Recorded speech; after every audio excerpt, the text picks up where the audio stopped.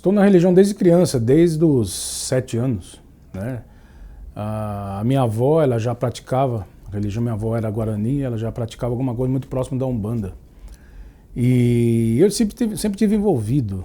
Mais tarde, ali com uns 8, 10 anos, a minha mãe entrou para um terreiro chamado Caboclo Arrancatoco e Mãe Maria Conga, ali em São Paulo, no Brás, na rua Sayão Lobato. Isso ali para os idos de 78, 79, 80. E foi ali que eu conheci, dentre outras pessoas maravilhosas que conheci lá, que eu tenho contato até hoje, inclusive que era minha mãe pequena, hoje ela é praticamente a minha mãe de santo, né? Que é a mãe Cida. E foi lá que eu conheci uma pessoa muito, acho que o maior responsável pela minha busca dos tambores rituais, pela minha busca por Ayan, né? Por essa questão toda das divindades, que foi o mestre Barroso. O mestre Barroso, ele era um alabê, era um tocador ali de São Paulo, muito conhecido, e ele que me ensinou os primeiros fundamentos, né, de Ayan. E ele não fonetizava como Ayan, ele dizia Iê, né? Mais tarde eu descobri que esse nome Iê estava até mais correto do que Ayan, né? E ele também me ensinou várias coisas que mais tarde eu descobri que não haviam em outros locais, né? Não havia em outras tradições no Brasil. Inclusive os tambores batá, esses tambores eram dele. Esses tambores que eu comecei a entrevistar eram tambores dele e passa para mim, eu vou passar para alguém depois quando eu me for. Os batás não existem no Brasil, né? Eles foram destruídos pela polícia, Rui Barbosa perseguiu as religiões afro-brasileiras e ele foi um dos responsáveis por fazer com que houvesse a retirada dos tambores de dentro dos templos sagrados. E os tambores mais importantes e mais sagrados que a polícia reconhecia eram os tambores batá. Que eles eram inclusive colocados em locais diferentes, eles não podem tocar o chão, eles eram mais sagrados. E o mestre Barroso, ele me ensinou muita coisa, ensinou tudo isso praticamente. Mais tarde eu conheci Gen, que é um africano, que também me ensinou ritmos de transe, né? E minha caminhada foi indo até o momento em que encontrei, os próprios povos africanos reconheceram, naquilo que eu fazia ritualisticamente, reconheceram a minha tradição como a deles, né? Durante 35 anos, ou 30 anos, algo assim, nós temos realizado um resgate da tradição de Ayan Oniedima, que é a divindade da música e dos tambores.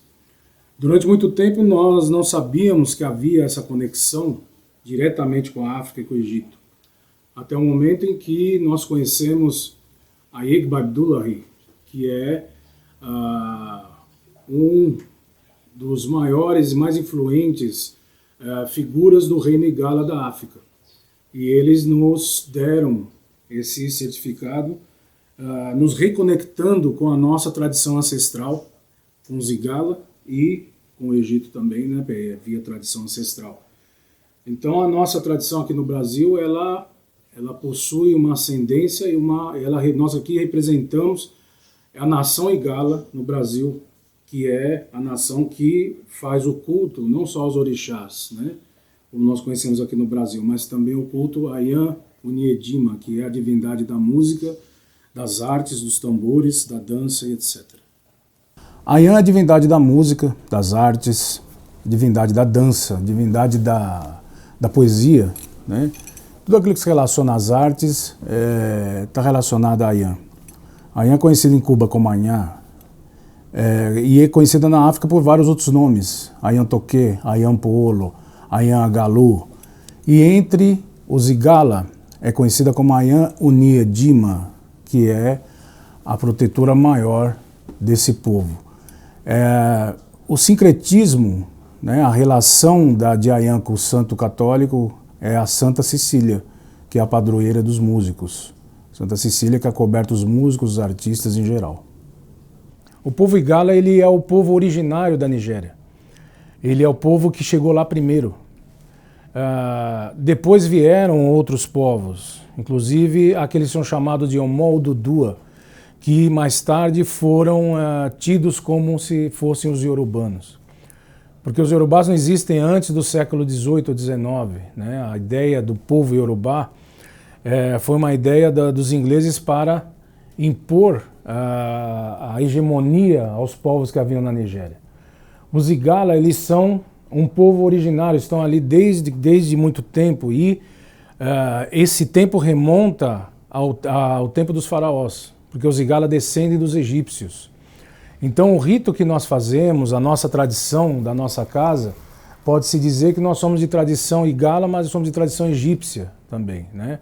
Onde inclusive o nome das divindades, os orixás, que nós chamamos de orixás no Brasil, nós temos outros nomes para eles, né? Mas são as mesmas divindades. Um exemplo é Oxalá, por exemplo, né?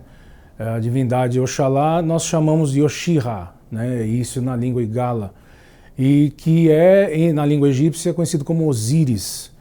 E as outras divindades também têm as suas traduções, têm alguns fundamentos um pouco diferentes.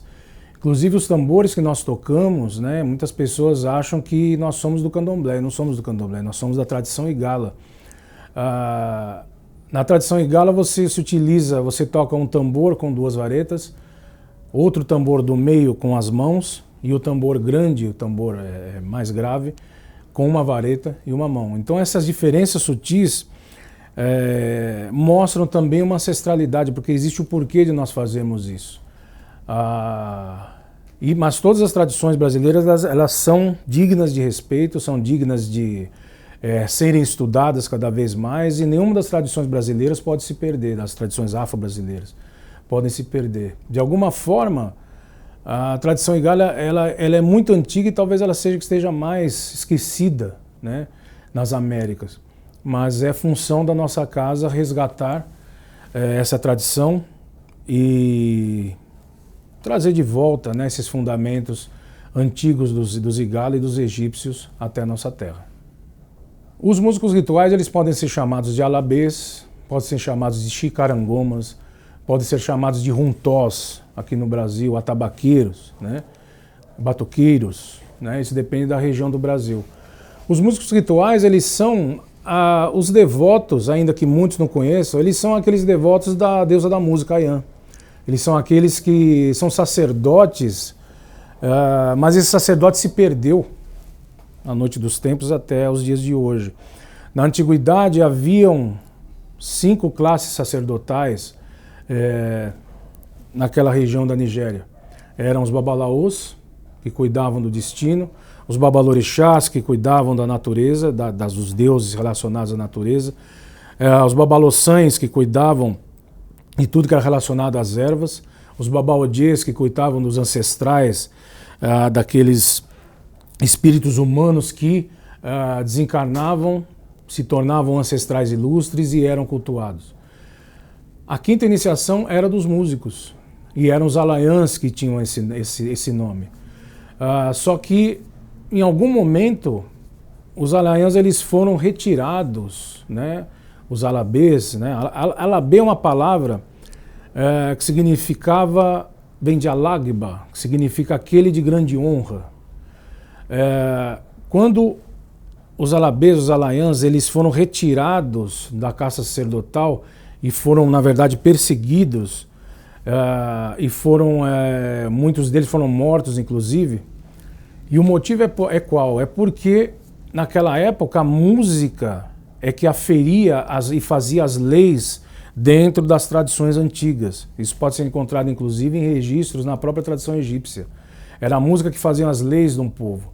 Então, se você tivesse um país, tivesse um reino, onde a música tocava de uma forma no norte desse país e de outra forma no sul, alguma coisa estava errada.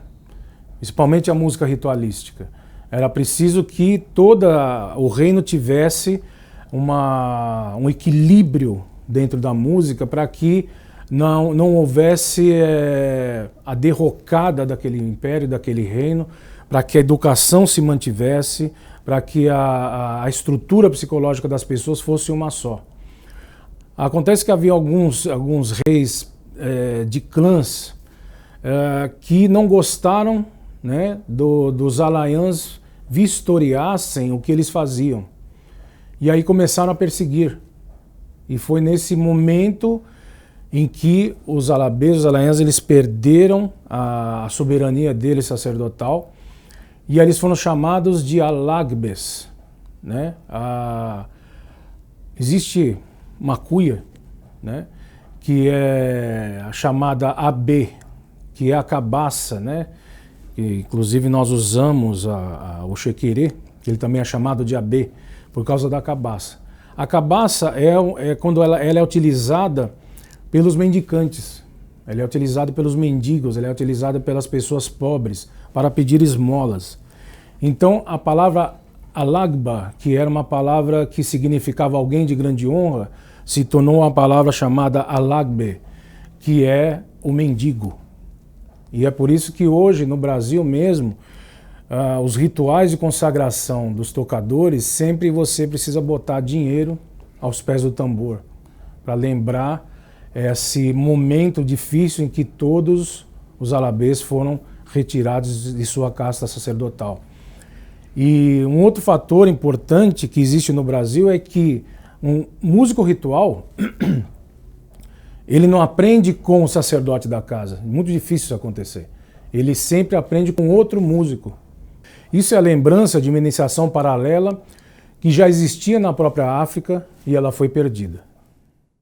Existem várias orações para o tambor. Existem várias orações para a linhagem do tambor. Em Omonilu afiaram batessosan. Vocês da linhagem do tambor, que belezam seus instrumentos com panos de corda e de veludo. Omo abori odolu fun egum, descendentes daqueles que fizeram o fundamento para o primeiro tambor de Egum. Omo agbori odolu fun osha, descendentes daqueles que fizeram o fundamento para o primeiro tambor de Orixá. Orocorim lo ayantum delae, toquem e cantem, para Ayan voltar à terra.